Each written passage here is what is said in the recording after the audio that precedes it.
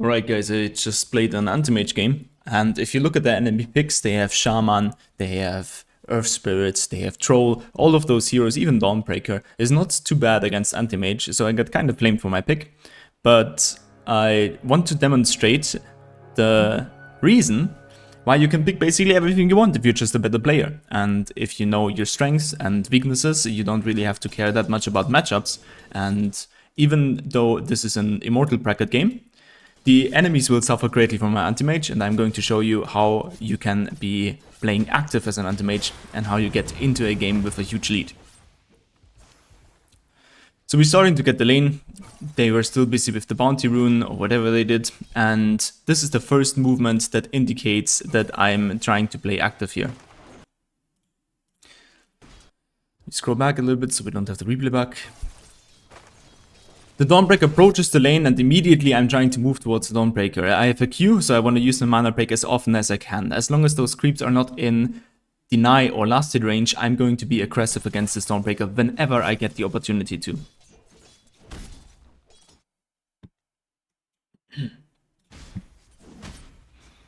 Again, we see an opening.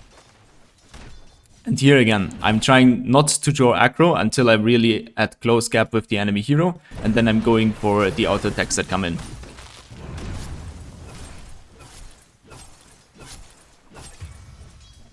With this sort of aggression, we just reach first blood, we are getting our item timings, and we can send the first courier with either some heal or the first stat items that we can get. I'm trying to get a couple denies here as well, and we get a stack from Venomancer, and then we can try to pull. I'm pulling aggro immediately because we are approaching the laning stage again here. I'm trying to secure creep, and then I'm also trying to get this creep, but this is out of range. And now we have a situation where we have 3 creeps on the Dawnbreaker, and I don't want to be having this creep in that range or trying to play against the Dawnbreaker because Dawnbreaker is very close to the tower aggro range. This is why I'm aggroing this creep towards my own creeps, and I have 2 options. I either hold it, but in this case I see that Venomancer already pulled the lane, so there's no reason for me to hold it here and balance out the wave with that creep. So I just finish off that creep, and then I have multiple choices again. Some people go for this camp and they try to get a couple of last hits here, but I see that this wave is pushing in already, so I'm just welcoming this wave into wherever I am.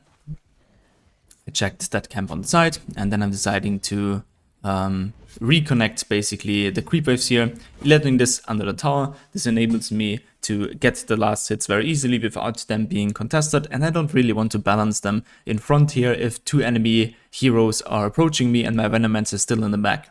This action baits the Dawnbreaker to go on the Venomancer, and it's another opportunity that we can actualize. So usually I would be going for the last hits, but as you can see, the last hits are not on the deny range already, and I'm going for the Dawnbreaker instead.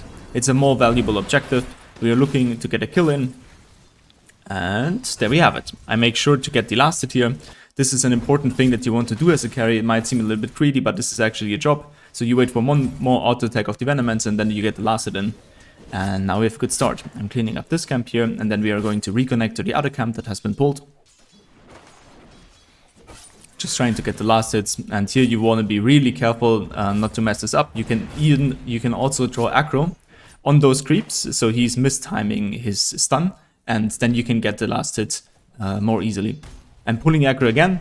You are going to see this all the time. Whenever I approach the lane, I'm trying to pull aggro. I'm trying to get the enemy creeps towards me so it's easy to last hit. I'm getting the range creep secured, looking for other kills. And now we're both at full HP on the heroes, so I want to change this. I want to put some emphasis on preparing the enemy for a potential kill. So once they are not completely stuck together again, I'm trying to get some trades in. Getting the range creep. And now we see another situation. From the movement I made here, the Dawnbreaker is alone again, and I can get a couple trades in. I use my blink, and then I think here I miscalculated a little bit. I thought he used roll and that this guy is not a threat anymore, but I don't have my blink right now, and I'm too low HP to tank this, so I die here. This is my first mistake. I think I should have just waited for a couple more seconds and get the blink ready again, and then we can play. I bought a blood grenade because I'm confident that we can get kills on this lane. I'm taking CS, trying to contest the pull, and now we have the opportunity to play here again. So I'm looking to not overcommit with my blink. I'm harassing this guy a little bit. I do not intend to fully kill this guy yet, but I want to bait him to use his spells. And this action zones him of participating into a fight. And if I do this long enough, he's not even able to cast any spells because I'm drawing away his mana. And now Dawnbreaker is in a very, very difficult situation. So I can turn onto the Dawnbreaker and force even more reactions. I'm kiting this even further because I do not want to 100% commit every single time I get into an engagement. I want to prep people, have them low, have my abilities still up, and then blink in, use my Blood Grenade and get a kill. As you see, Stormbreaker was forced to use another spell here, and I completely own the wave now. I have the creep control. I can balance the wave wherever I want it to have. I want to have it in front of my tower, of course. And now I have a huge advantage that's coming in. If we try to trade again, for example like this, if Dawnbreaker tries to approach the lane again, I'm doing the same thing. I just ate a tango, so I'm full HP now again, and I'm looking for aggression. I'm looking to strafe in towards the direction of Dawnbreaker.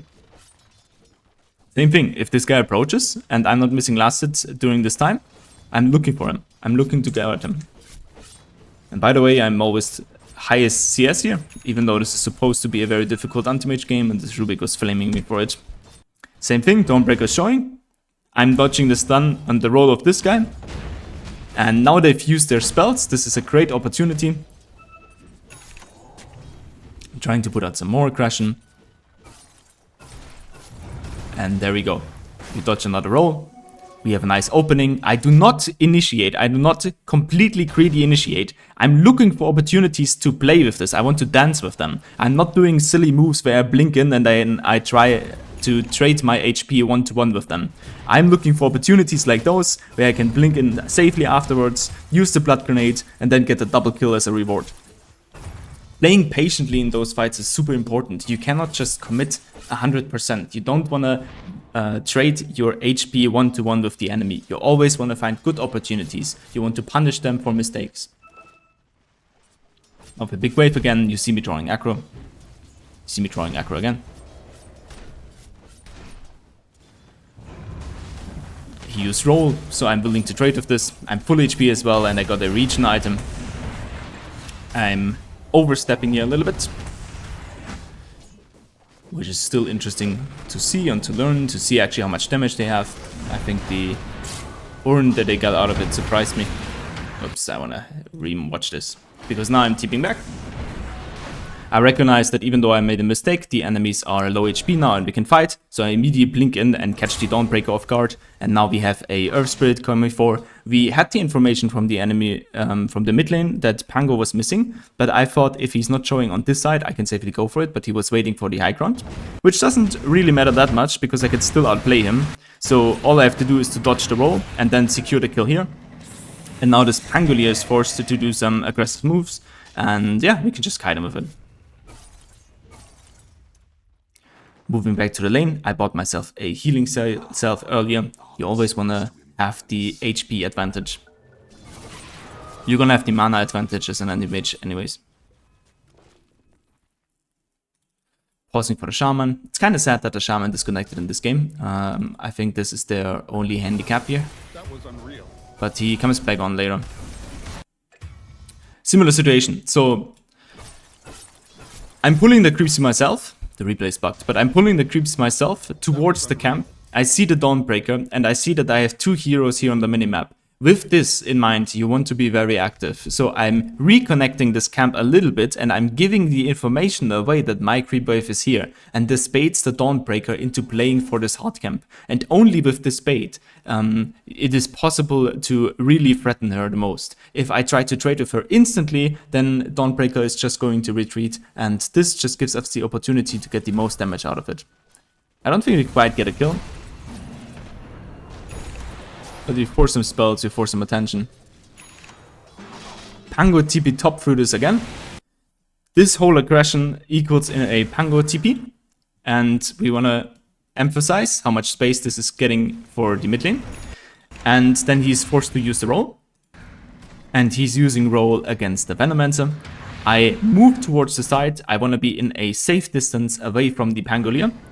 He is using the stone, remind this. Always try to memorize what enemy peoples are doing so you can benefit and outplay them later on because they work with the same pattern. I waited for the roll to end and then I waited for the swashbuckle to come out and then I initiate on the Pango.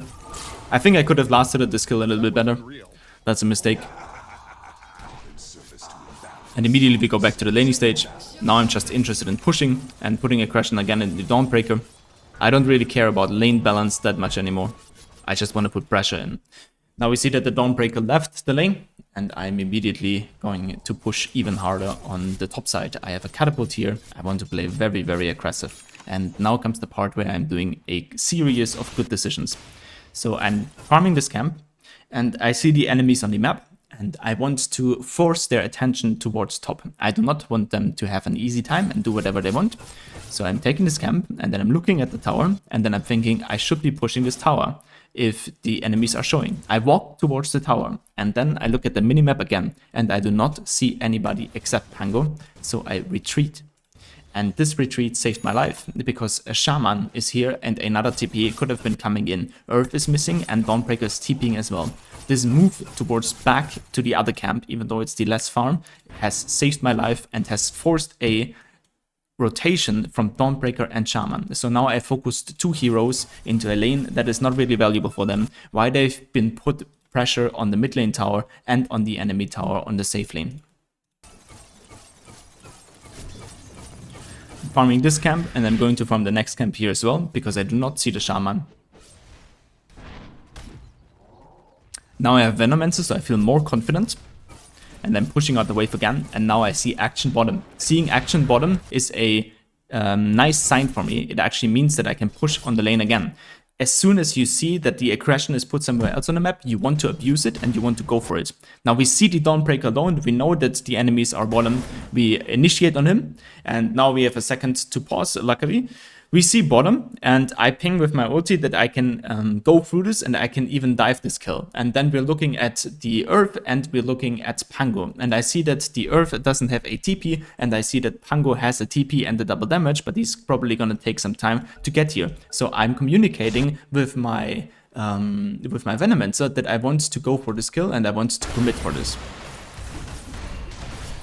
I'm trading this HP, and the only reason why I'm allowed to be this low HP after a kill is because Shaman disconnected. This means he is not part of the fight. Earth doesn't have a TP, and Pangolier won't be there in time. Of course, Pangolier reacts to this, but he's reacting too late. And even though he has a double damage, he's coming towards the top. I try to dodge his spell. I blink back, and then I'm thinking, alright, the last time Pango was here, he was chasing into the tower, and he was trying to use this stone to turn himself back. So I'm waiting for this Pango to come in, and then instead of moving any further in this direction on the top, I blink back. He misses his W, and his roll ends. I'm chilling a little bit in the trees, and now I know this is a kill. If he uses Swashbuckle, this guy is just dead.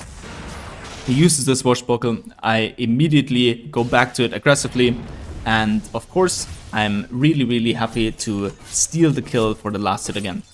This enables me to get a Battle Fury in 30 minutes, and now we have a really, really sweet game on Anti-Mage here. I'm pushing out the wave again. I'm looking for the camps. Leshek found one, but it's not a big deal. I think I still want to be in the top area. I use the opportunity here to stack a camp for myself. That was unreal. That was unreal. And then I'm moving back to the top area. This has worked very, very well. But I see a action happening mid. So I decide to join here. I check this guy mana. He has very, very low mana, so I'm going for him. I even dare to get another blink in. I save my ulti for the next kill. I wait for the Pango roll to end. I wait for his spell to be casted. I go in on the Dawnbreaker because she has less mana, and we get a kill on all of the heroes. So this kind of participation is really needed as a carry. You don't want to be AFK, and even if you're an anti-mage that just has Battle Fury, you still have a ton of impact in the game. Realize when they're overstepping, realize when you have abilities to defend in the game and to play around the objectives, and then just time the fight carefully. Do not initiate in deep fights, just soft commit and always play around your timings and your abilities. After this, I move top again. Bottom has already been pushed out, mid lane tower has already been taken. The only thing that needs to be happening from my part of the game is to get as high net worth as possible, because I do not need to make space for my team or take objectives or anything like this. I just need to get to a point where I can solo kill the troll and don't die from the shaman. So we're gonna push this wave on the top. Again, I was very careful not to overextend here. Now we see the shaman and the earth. I'm threatening a little bit here with my aggression, and then I'm moving back again, getting a couple camps, and as soon as we see action, we see the shaman mid, we see Pango, and we see troll. I'm looking for another aggression, I'm blocking the roll, and I still have ulti to cancel some stuff as well. Immediately looking for the next kill, going on the Dawnbreaker, mistiming a little bit my ulti because he still had stick, but in the end he still dies from Venomancer. There's action top now, so I use the time to push mid, and I can actually reconnect towards the top side. I place a aggressive ward. I love my place here. I place a aggressive ward in this area. I see the top fight is won, and then I'm communicating that I want to take the Ancients. We're taking the Ancients together, and then we have the opportunity to defend this area. I think I could have played this a little bit better by blinking in front of him, and I realized I left my neutral item here. Doesn't matter that much. At this point, I'm communicating that I'm not playing here anymore. I want you guys to get this into your brains. You don't want to fight here. The reason I played here with a Observer ward is because they were very, very split, and we had the opportunity to get kills coming in one after another. But now they're grouping up together on the bottom side. We do not want to fight for this objective because it doesn't open the map for us, and we already took the Ancients. So there's zero value that we can extract out of this area. I immediately TP bottom and get out of this fight. And I'm even mad a little bit that my teammates stuck around here a little bit and they smoke. I think it's unnecessary. I think we just split up, we boost our net worth. I'm pushing bottom, of course, as aggressive as I can, instead of taking some random camps on the other side. I want to create pressure.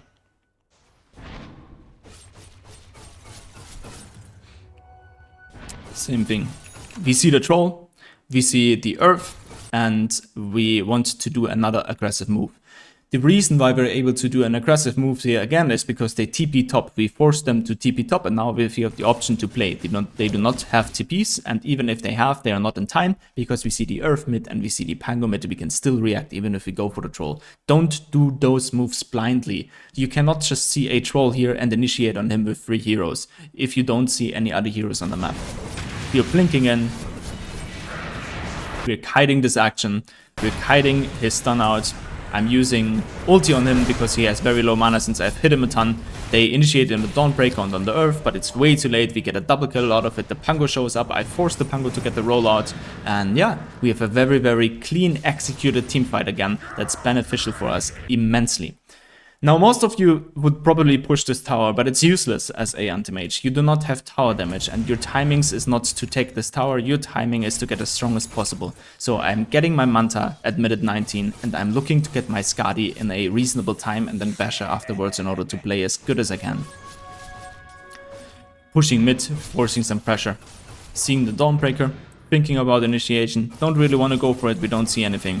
Moving towards the bottom area, just boosting net worth. I can play aggressive here because we see the Dawnbreaker. We know the Dawnbreaker doesn't have ult. We see Pango, we see Troll. There's no acute kill threat here against me. So I'm taking some aggressive camps. And then I'm even cutting the wave. I do not want to join this mid lane fight. I take the tower because I see the enemy heroes on the map. I take the catapult wave. Really nice. I take the next camps here. I see the Dawnbreaker and the Pango and Troll top, so I'm like, yeah, we could fight this. But he already died, so I'm not going for it anymore. Still lingering around, I have a Rubik. And since we have a Rubik with a nice ability, we can actually go into this. We get 1 kill, we get a move on the Dawnbreaker. Dawnbreaker dies. And this guy gets away, but it doesn't really matter. Again, we forced an incredible nice team fight with the patience that we had and with the information on the map. We're pushing mid lane immediately afterwards. We're trying to create pressure as soon as we can. We do not want to be AFK. As you see, you've never seen me farming those top areas. You never see me AFK farm some ancients or in this area below, because I don't have the freedom to do this. I don't have the freedom to just sit around and do nothing. I actually need to win this game instead of just waiting for them to make mistakes. Moving towards the bottom side again, thinking about clearing one wave, realizing that they are double stun here, so I'm not initiating on that. Seeing them bottom so I can clear this camp, and then towards the mid lane is a possibility, or towards the ancients and just finish the item with the Skadi. At this point I'm just looking at the Skadi. I see two people fighting top, so I move in towards the enemy area again. Seeing that my team is frontlining here, I decide to play in this area a little bit and just relax until we get the Skadi.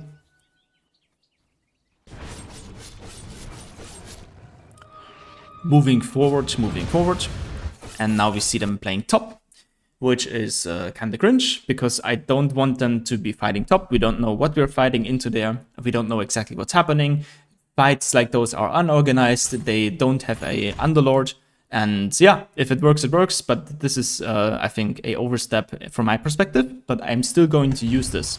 Since they TP top, they're going to force a lot of attention, and since I have Manta, I don't immediately die. That's why I'm brave enough to cut this wave.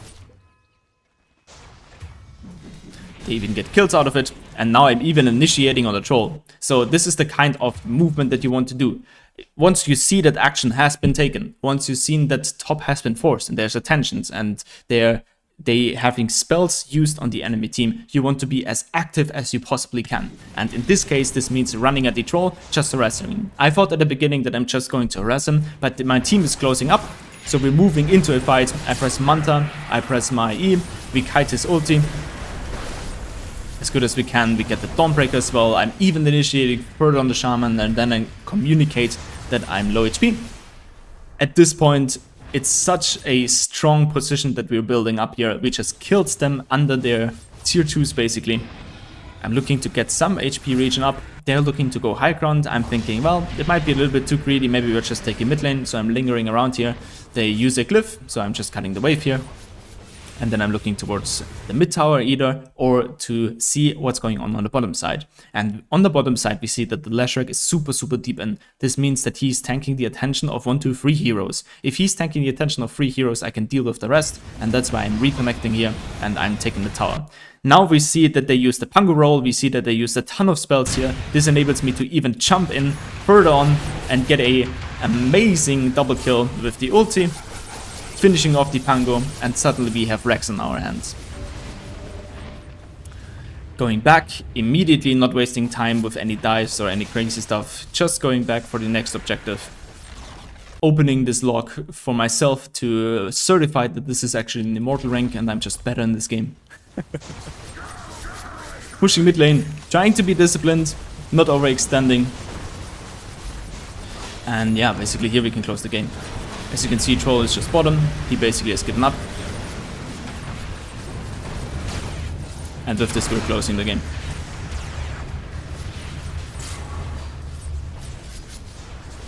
Got my Basher now. Didn't even need to swap it at the beginning. And yeah, this is how you close the game as an anti-mage. Alright, let me summarize what happened here. Even if people think that you have a bad pick, if you play the hero according to its strength, you're probably still going to be better than the counter picks. Do not try to counter pick every single game. Learn your heroes, spam your heroes, dominate your games. It's so much easier and so much more fun to win in bad matchups than to just be picking one hero after another. Use your brain to think about where the heroes are.